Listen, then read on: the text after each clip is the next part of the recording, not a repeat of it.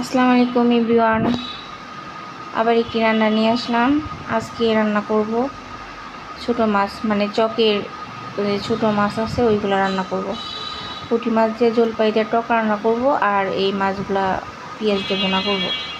কারণ এই মাছের তরকারি দিলে আমার কাছে ভালো লাগে না খাইতে। আপনারা এরকম খেয়ে দেখবেন, অনেক ভালো লাগবে খেতে।